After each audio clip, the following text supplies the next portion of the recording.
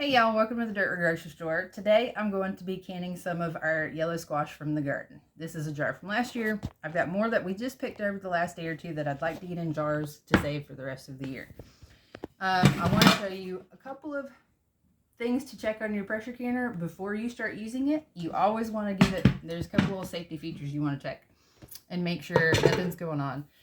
Being under pressure is the worst time to discover you have a problem with your canner. The first thing I like to do is I like to check the outside, make sure there's no dents, no cracks, make sure your bottom is flat. You want to make sure there's no warps in it. If you have a warped canner, don't use it. Throw it away. It's good for nothing. You really don't want to put it under pressure if it's warped. Other thing I do is check the inside. Again, make sure there's no cracks, no weird warps, nothing. This one is well loved. It's been used a lot. So all that looks good. This rim around here where your lid is going to lock, nothing wrong with that. Everything's fine. You want to make sure your handles are sturdy too, because these things get heavy. You don't want to try to pick it up and all of a sudden your handle falls off. That would be a bad time. The next thing I do is I check my lid. Handles are tight. I check my little pressure valves. This indicates when it's under pressure. You just want to make sure it moves easily. Nothing obstructing that. Your little water release valve, nothing's obstructing it. It moves. If for some reason you're having a problem with your canner, something's blocking the valve, steam can't come out, this will pop out and water will flow from it.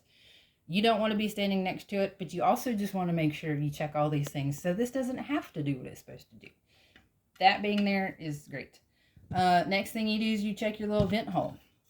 You want to come up to the light, make sure you can see through it. There's nothing obstructing the vent, so steam will come out and everything goes the way it's supposed to. The next thing I do is I take my gasket out, and you want to run your hands along the gasket. Look at it, make sure there's no cracks, no tears, nothing funky about this. I put a little bit of olive oil on this prior to this video. Just spray a little bit in your hand, run it along the seal. It helps lubricate it, and it helps open and close your lid a lot smoother than if you didn't have it on there. In doing that, it also helps you feel if there's any weird cracks. I put my hand in the little groove, my little thumb in the groove. Also, same thing, making sure there's no weird buildup, no weird cracks. So, always check these things before you start canning. Make sure your water is filled, your canner is filled with the appropriate amount of water, and you should be good.